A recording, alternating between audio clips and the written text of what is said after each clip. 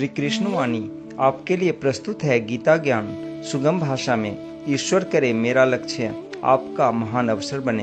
प्रस्तुत है सप्तदश अध्याय से 12 श्लोकों के मंतव्य। श्री भगवान उवाच मनः प्रसाद सौम्यत्वं मौनमात्म विनिग्रह भाव संशुद्धि रित्तेत तपो मानस मुच्यते।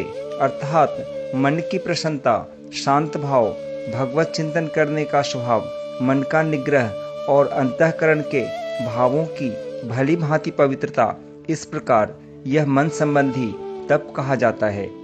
फल को न चाहने वाले योगी पुरुषों द्वारा परम श्रद्धा से किए हुए उस पूर्वोक्त 3 प्रकार के तप को सात्विक कहते हैं। जो तप सत्कार, मान और पूजा के लिए तथा अन्य किसी स्वार्थ के लिए भी स्वभाव से या पाखंड से किया जाता है, वह अनिश्चित एवं क्षणिक फल वाला तप यहाँ राजस कहा गया है। जो तप मूढ़तापूर्वक हठ से मन, वाणी और शरीर की पीड़ा के सहित अथवा दूसरे का अनिष्ट करने के लिए किया जाता है, वह तप तामस कहा गया है। दान देना ही कर्तव्य है, ऐसे भाव से जो दान देश तथा काल और पात्र के प्राप्त होने पर उपकार न करने वाले के प्रति दिया जाता है, वह दान सात्विक कहा गया है।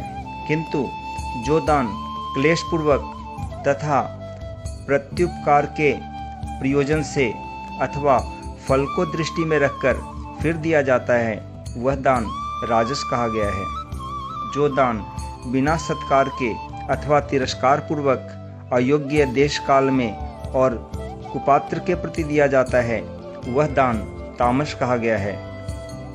ओम तत्सत। ऐसे यह 3 प्रकार का सच्चिदानंद घन ब्रह्म का नाम है।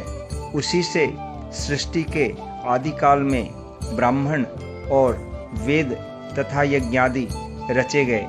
इसलिए वेद मंत्रों का उच्चारण करने वाले श्रेष्ठ पुरुषों की शास्त्र विधि से नियत यज्ञ, दान और तपरूप क्रियाएं सदा ओम इस परमात्मा के नाम को उच्चारण करके ही आरंभ होती है। तत् अर्थात तत् नाम से कहे जाने वाले परमात्मा का ही यह सब है। इस भाव से फल को न चाहकर नाना प्रकार की यज्ञ, तपरूप क्रियाएं तथा दान रूप क्रियाएं कल्याण की इच्छा वाले पुरुषों द्वारा की जाती है। सत्य, इस प्रकार यह परमात्मा का नाम सत्य भाव में और श्रेष्ठ भाव में प्रयोग किया जाता है तथा हे पार्थ, उत्तम कर्म में भी सत्य शब्द का प्रयोग किया जाता है तथा यज्ञ, तप और दान में जो स्थिति है वह भी सत्य इस प्रकार कही जाती है। और उस परमात्मा के लिए किया हुआ कर्म निश्चय पूर्वक सत्य ऐसा कहा जाता है।